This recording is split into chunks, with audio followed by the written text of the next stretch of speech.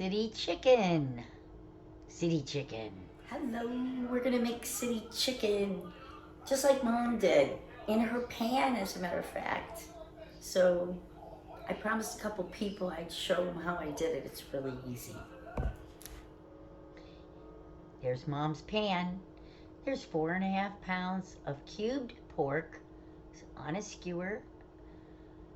And my mom used tomato juice, but I didn't have any. So I'm taking a can of tomatoes whole and I'm going to squeeze out the juice.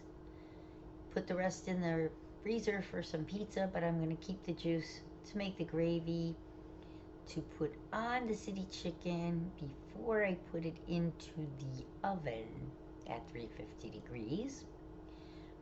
We're going to keep pushing this tomato out and let it drain while I salt and pepper the city chicken. I come back to it with a potato masher. If you buy a can of tomato juice, you might not have to go through this, but it was a little richer. I like the tomatoes. The usual egg mixture wash. You get the eggs beat up here, but we're going to flour, egg, and use the seasoned Italian breadcrumbs. And that's really all the seasoning you're going to use here, besides adding the tomato juice at the end. Or you could use chicken broth or broth.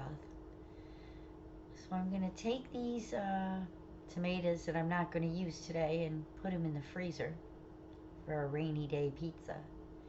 And I'm going to keep the juice to pour gently over the little babies when they go in the oven. Right now I've already breaded them. Sorry I messed up the video about putting them in the flour and the egg and the breadcrumb, but there they are. After I do that, which everybody knows how to bread pork, then we're going to get it in the hot Crisco oil until they're nice and brown. They're not cooked all the way through because they're going in the oven for 1 hour on 350. There's that juice I squeezed out. I'm going to ladle it over really nice to coat a little bit and to put a little puddle underneath. You don't want to drown them. We're going to cover them nice and tight or with the lid. You can use foil. And you're going to put it in for about an hour or 55 minutes, let's say. While we're waiting, I'm just gonna tell you that you can use chicken broth a little bit. You can put a little water if you don't have anything, but you need something on the bottom. And you can use beef or chicken or vegetable broth, or I don't know, my mother used tomatoes.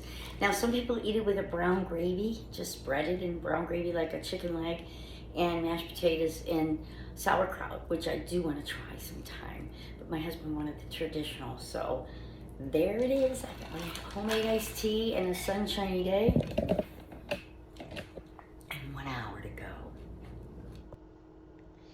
There's the oven. It's been about an hour, 55 minutes or so. I'm going to take the lid off now and just leave it in there another 5 minutes or so. And when that's done, I will plate it. 1 hour, pretty much. I only made 4 of them because there's 2 of us, and they look and smell just like Mom did. The sauce is just a little richer than Mom's because, like I said, she used tomato juice. And you can serve it with mashed potatoes, or you can make a brown gravy and serve it with mashed potatoes and sauerkraut. I'm going to try that next time. But this was really good. We had it with some green beans, and I had some macaroni and cheese, and it was delicious. Strive to be happy and enjoy the city chicken. I made this in honor of my mom.